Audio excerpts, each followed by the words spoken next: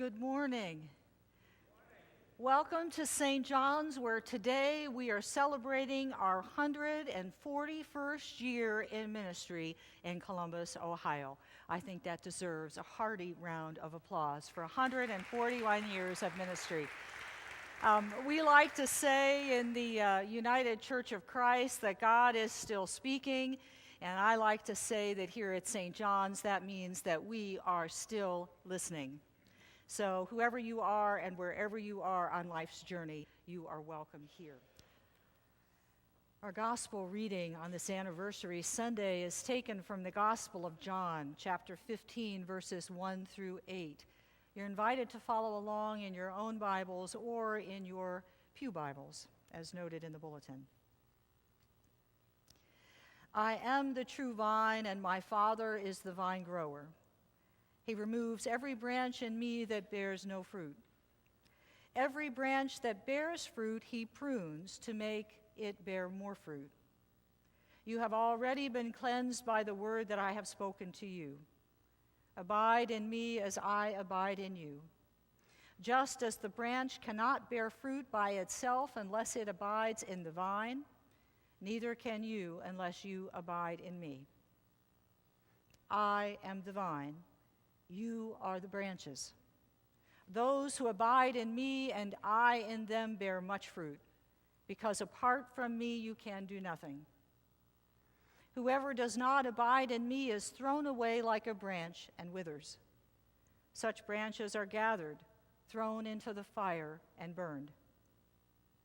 If you abide in me and my words abide in you, ask for whatever you wish, and it will be done for you.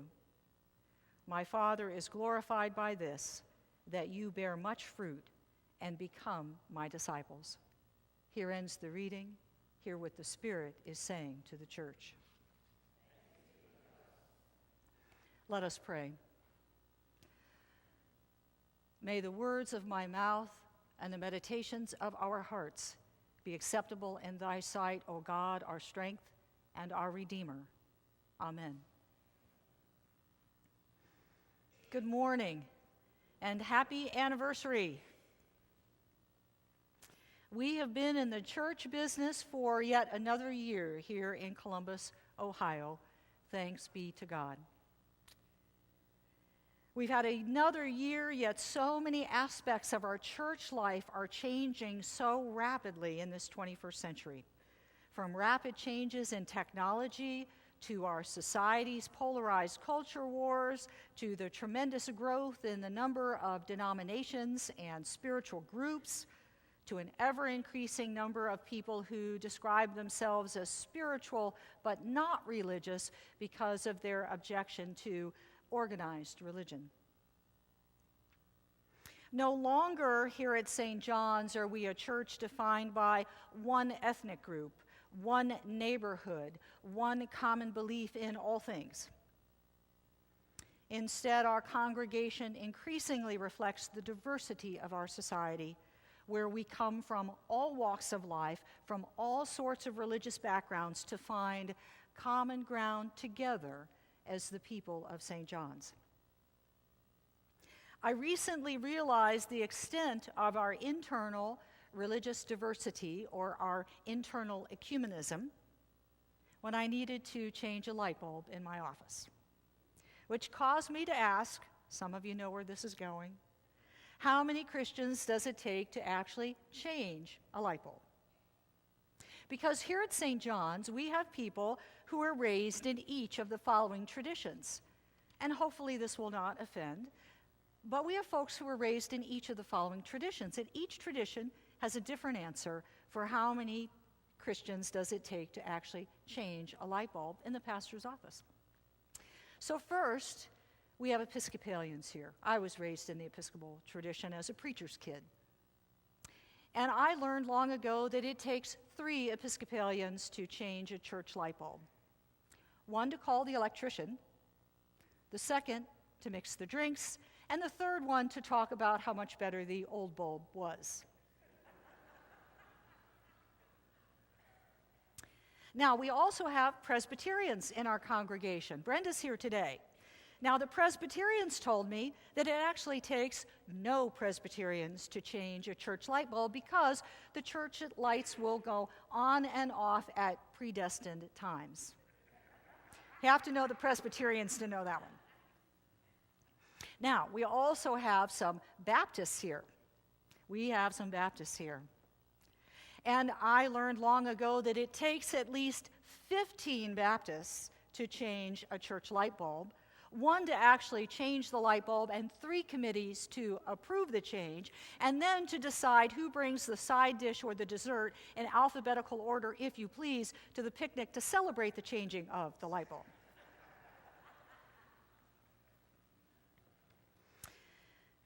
Now, someone who was raised in the Church of the Nazarene said it takes only 6 Nazarenes to change the light bulb, 1 woman to replace the light bulb, while 5 men review the church lighting policy. Sounds a little like our maintenance committee. Now, I have a great fondness for the Methodists, having attended a Methodist seminary. We have some folks who were raised in the Methodist tradition as well. And I learned in the Methodist seminary that the number of Methodists it takes to change a church light bulb is undetermined. Whether your light bulb is bright, dull, or completely out, you are loved by the Methodists. You can be a light bulb, a turnip bulb, or a tulip bulb. In fact, a church-wide lighting service is planned for next Sunday, so bring a bulb of your choice and a covered dish if you're a Methodist. Now, I have a similar fondness for the Unitarian Universalists, who are also represented in our congregation. And I know many fine UUs and have worked with them on a number of social justice issues. And the Unitarian Universalists told me this about the light bulb changing issue in my office. They said, "We choose not to make a statement either in favor of or against the need for a new light bulb in the pastor's office. However, if in your own journey you have found that light bulbs work for you, that is fine.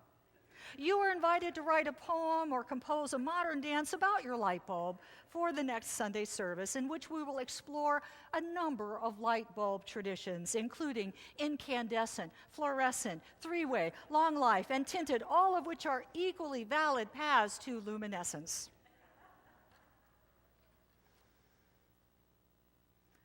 Well, our UUs are still laughing about that one.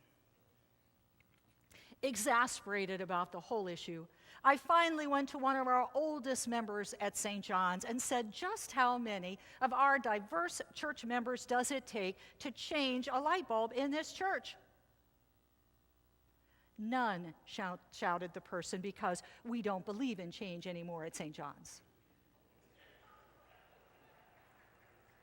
We don't believe in change anymore. We don't like it. Well, by now you have figured out that this is some church humor for our 141st anniversary, because if God's grace is enough to light your way, then you know that we are indeed a change in here at St. John's, and we always have been. We know on the occasion of our 141st anniversary that how we do church is changing. How our Central Southeast Association does church relations is changing, and how our United Church of Christ denomination does its denominational business is changing. In fact, it has been observed that the only way to really understand what is happening to us as 21st century Christians in North America is first to understand that about every 500 years, the church feels compelled to clean house, to clean out the ecclesial attic, to hold a giant church rummage sale. For example, 500 years back from our 21st century places us solidly in the 16th century and what is now called the Great Reformation. That was the time of Martin Luther's challenge to the Roman Catholic Church. Our church history buffs will recall that Martin Luther nailed his 95 theses attacking the Catholic Church to the wooden doors of the Catholic Church in Wittenberg, Germany, on the eve of All Saints 500 years ago. The impact of this event 500 years ago was so important that the date is usually given as the beginning of the Protestant Reformation in the year 1517. Now here we are 500 years later, and we too are living in and through one of those 500-year church rummage sales. Theologian Phyllis Tickle calls this pattern the Great Emergence. The Great Emergence. The Great Emergence is a pattern that is not only foundational to our understanding of how we do church here at St. John's, but it can be psychologically reassuring to us as well during this period of great change. The Great Emergence is a pattern in which about every 500 years, the empowered structures of institutionalized Christianity, including in the local church, whatever those structures may be at the time, those structures become intolerable and must be shattered in order that renewal and new growth may occur. When that mighty upheaval or pruning happens, we will see at least three consistent results. First, we will see a new, more vital form of Christianity that emerges. Second, in the course of birthing or sprouting a new expression of its faith and practice, the church also gains a renewed growth of old faith and practice. And third, our faith spreads dramatically into new geographic and demographic areas, thereby increasing exponentially the range and depth of our church's reach as a result of its time of unease and distress. In other words, in order for a church to grow during this period of the Great Emergence, the church must first die in order to be resurrected into new life. The settled congregation must be pruned in order that the revitalized congregation can spring forth. But more on that in a moment. In this week's reading, our gospel writer John uses the image of a vine and its branches to help and to challenge the Christian community to claim our close relationship with Jesus. As Sherry taught the children, the vine is one of the most powerful biblical images for God's relation to the people. Israel is the vine brought out of Egypt and a choice vine planted by God in Psalm 80 and Jeremiah, the 2nd chapter. She is also a vineyard planted and tended by God in Isaiah. Jesus builds on this image in the Gospel of John by calling himself the true vine and his Father the vine grower.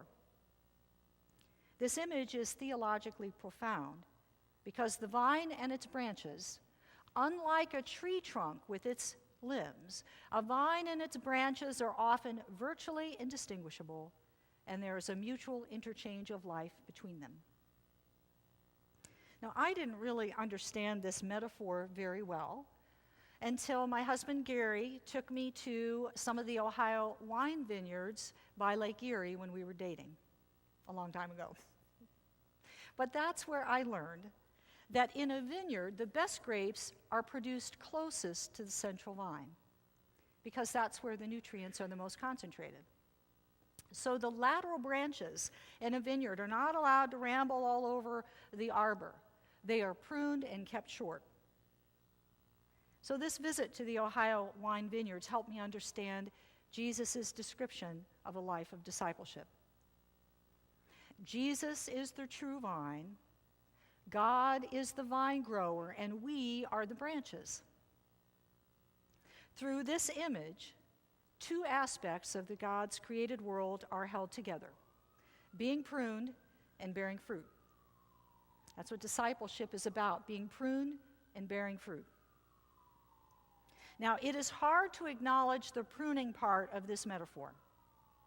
Branches that do not bear fruit are removed by the vine grower, by God. And even harder to hear is that there are branches that do produce fruit that do not escape the pruner's knife. They are cut in order to bear more fruit later. That is a paradox for us in our life in Christ. The vine grower must cut lifeless, unproductive branches and prune those branches that are productive. At some point, all branches have to be cut. Young vines are not allowed to produce fruit for the first few years in an Ohio wine vineyard. This means that drastic pruning is needed each season so the plants can ultimately develop to their fullest. On these visits to Lake Erie wine country, I learned that vineyards are long-term investments and labor-intensive, which is an apt metaphor for our lives as Christian disciples. Now, to wrestle further with this pruning metaphor, I learned when I first started to plant flowers around my house that certain flowers benefit from being deadheaded. Anybody know what that means? Raise your hand if you know what that means. All right. Got some gardeners here. Pinching those first flowers. If I pinch the first flowers of my pansies, that will result in fuller plants and more blossoms down the road. But it was so hard to do that. Those first flowers were so pretty that I wanted to resist the advice to pinch them off. The laws of nature seemed to contradict what I desired. But there it was. All the experienced gardeners told me, pruning now resulted in more beautiful flowers later. The same holds true for our church. Pruning now is necessary to make room for God's reign to flourish and grow later. But we are not alone or without sustenance and encouragement during this pruning process, which we are right in the middle of. Jesus says, "Abide in me and I abide in you. Those who abide in me and I in them bear much fruit." In his translation called the Message version of the Bible, Eugene Peterson uses these words for Jesus' assurance. He says, "Live in me, make your home in me, just as I do in you." The notion of making a home, of finding the heart's true home in Jesus, can bring a settled peace to the turmoil that often characterizes this pruning process. Now, as in nature, pruning and abiding are held together. You've got pruning and abiding, and they're held together. When we remain close to Jesus, when we are attuned to him and he to us, the remarkable result is that what we want will be what God wants, and it will surely come to pass. It says in verse 7 of today's reading, "If you abide in me, and my words abide in you, ask for whatever you wish, and it will be done for you." All that is extraneous will be carefully and lovingly removed or pruned. And what remained is centered and focused on God's words, pruning and abiding held together. As Jesus counsels and prays with his disciples, he invites them to stay close to him by placing their trust in him. He warns them that they cannot go it alone, trusting on their own strength. On their own, they would be cut off from their life source and they would bear no fruit. And that is a word that we must heed today.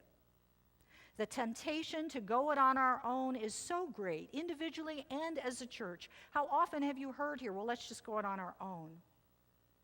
We live in a society that promotes independence and making something of ourselves. And it becomes very easy to think that it's all up to us and our own resources as we try to solve our problems and our challenges. But we cannot make it on our own, individually or as a church, unless we are connected to the vine of life, to Jesus Christ.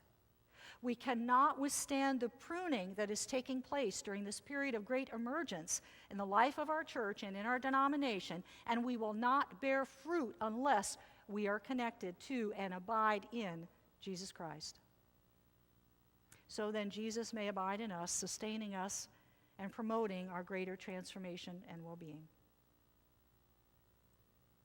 Now, some have said that the key to church growth is parking, not pruning. Some have said that the key to church growth is parking, not pruning. But we here at St. John's know that isn't true because, of course, we've had our parking issues for many years. We understand that Jesus has another vision of church growth, stated in John chapter 12, verse 24. "Unless a grain of wheat falls into the earth and dies, it remains just a single grain. but if it dies, it bears much fruit. Pruning, not parking, is the key ultimately to our church growth and vitality. Now, during this pruning process at St. John's this past year, we're right in the middle of it, more than one church member has approached me and said something like the following: "Look at our year-end financial statement, Pastor. We're dying on the vine here. We're not always meeting our budget. We're not attracting enough young families and children. How are we ever going to grow if we don't attract young families downtown?"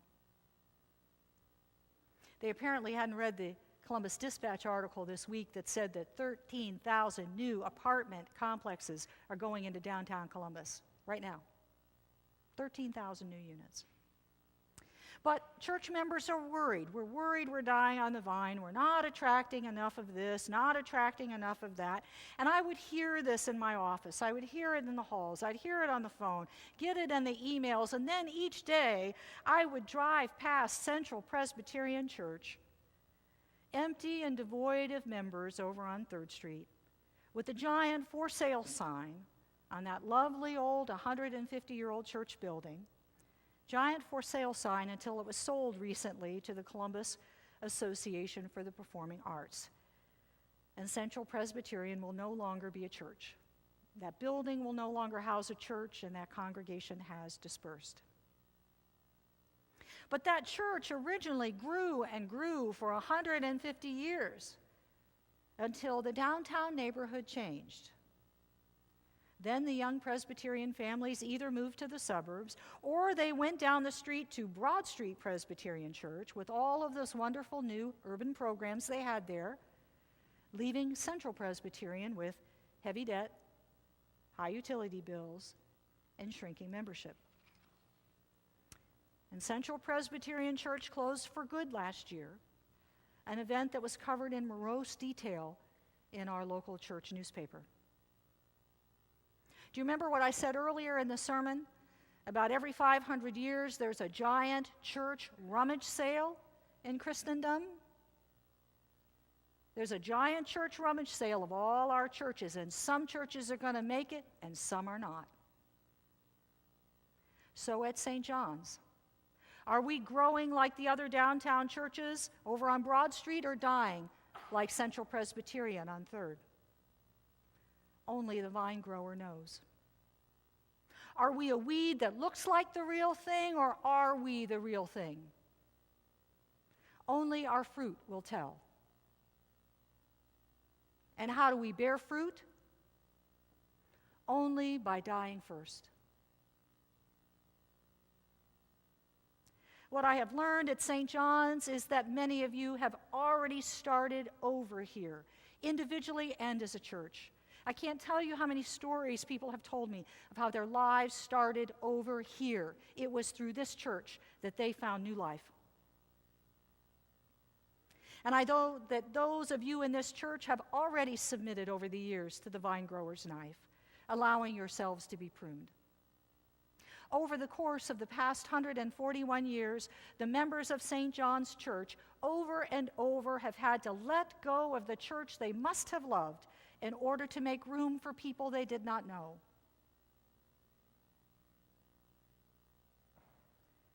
No wonder so many first believed the gospel here.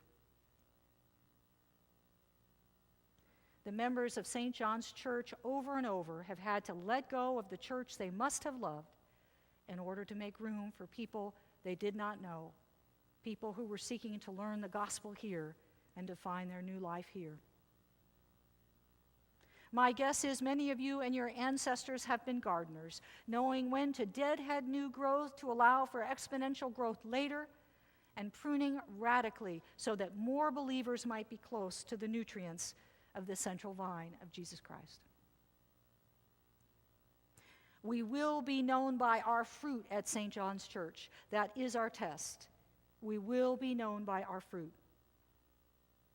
So in what some of you have come to know for me as a participatory sermon, I'm going to ask you now, when I mention something, I'm going to ask you to stand and remain standing, and if you can't stand, raise your hand, and if you can't raise your hand, hold us in your heart. If at any time while you have been at St. John's, you have played basketball, softball, or any sport for St. John's, I'm going to get Jack. Where are you all who played on some sports teams for St. John's? Stand up. Now, who's ever attended a St. John's picnic over at Schiller Park? Stand up or raise your hand. We've got a lot of folks here, too, who were confirmed or married at St. John's. And if your wedding was blessed at St. John's, Amber and Nate, you all stand up, too. We've got some young couples here who were married at St. John's. If you helped develop the St. John's wedding ministry, there's Barbara, raise your hand. If you attended Nellie Stockland's 100th birthday party this last year, stand up or raise your hand. Nellie's not with us today, but she celebrated her 100th birthday with us this past year. If you've ever participated in St. John's music ministry, do we have any choir members who are not already standing up? If you volunteered at the largest table or attended Body and Soul, stand up. If you've ever been a Sunday school teacher or a teacher of our children and youth, stand up. If you've ever served on a committee or any leadership team at St. John's Church or in any leadership role, stand up or raise your hand. If you've ever fixed anything in this church ever, raise your hand high.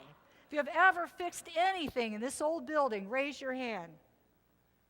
If you've ever been involved with the work of our tenant, the open shelter for the homeless and marginally housed, raise your hand. If you've ever made a pledge to the church of time, talent, or treasure, stand up or raise your hand. And if you are still sitting, if you don't have a hand raised or you're not holding us in our heart, if you're still sitting in worship today, stand up. Stand up, because attending worship is fruit of the Spirit. Attending worship is fruit of the Spirit. Now, look around. I get to see you all every week. I get to see the beauty of who you all are, but you don't get to see that. So look around right now. Really look around and see each other. See the faces in this sanctuary of those whom God has chosen to bear the fruit of heaven for the next 141 years. Thanks be to God. I'll be seated.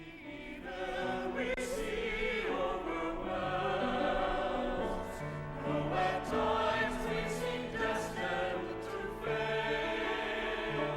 May we firm our resolve as we conquer with love, that the kingdom of God will prevail. Come, share, rejoice, and with cheerful songs lift your voice. Praise and thanksgiving for life we are living. To God be the glory. Rejoice.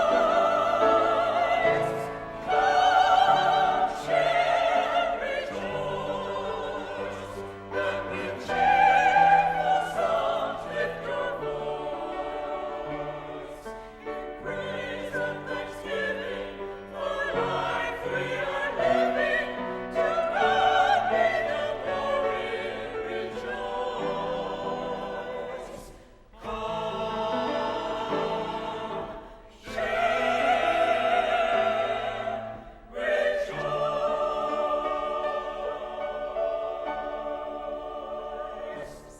Our benediction. May God bless you and keep you. May God's face shine upon you and be gracious unto you. May God look upon you with kindness and give you peace while you go forth to live in faith and to bear the fruit of the gospel for another 141 years. Thanks be to God.